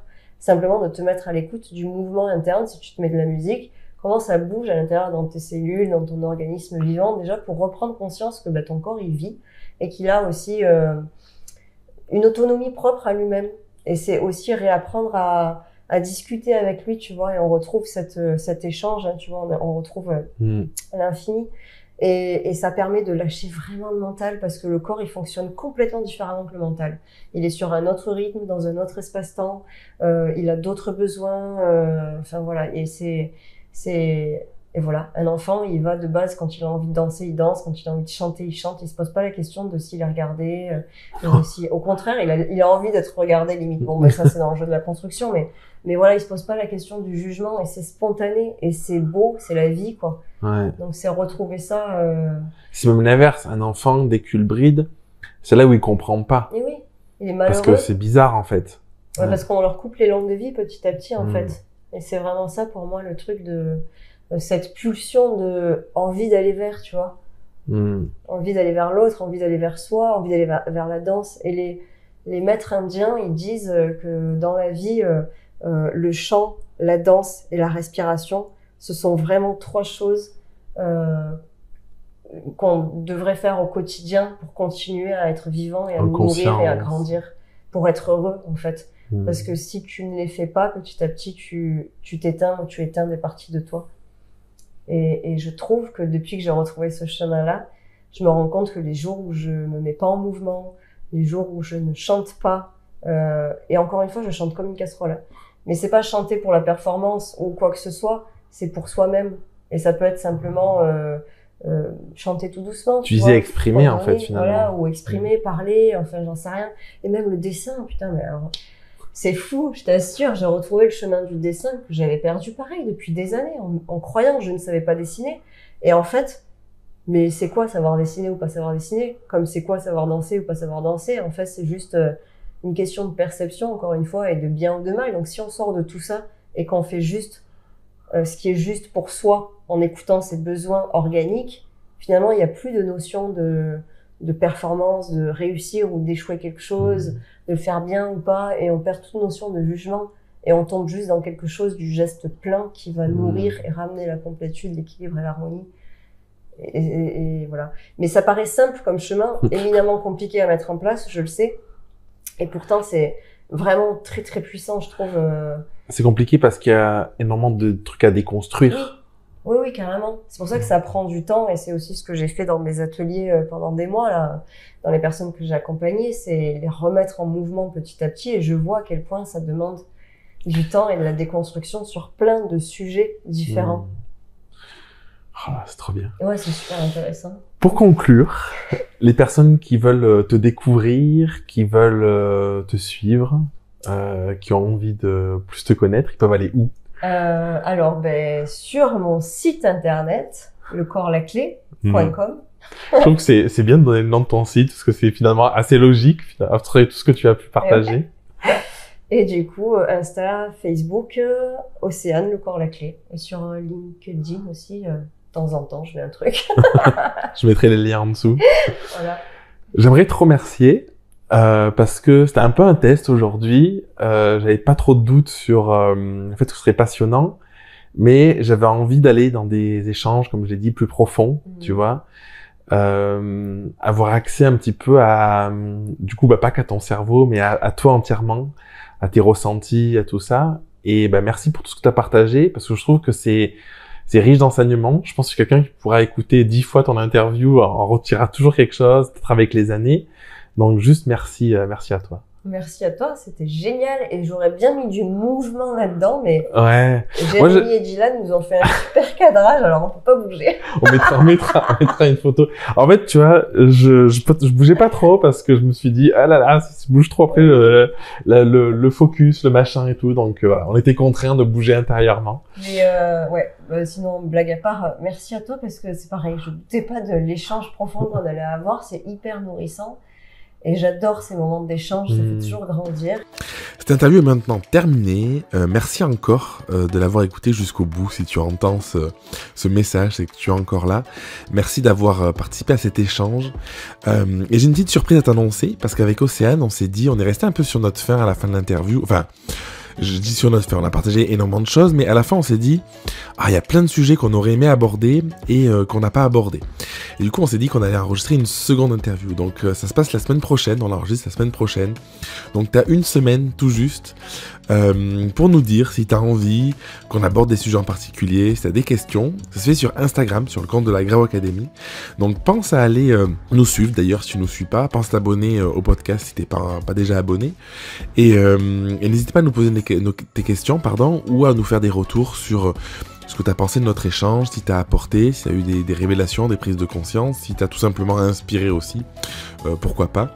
Et je te dis du coup à la semaine prochaine pour une prochaine interview.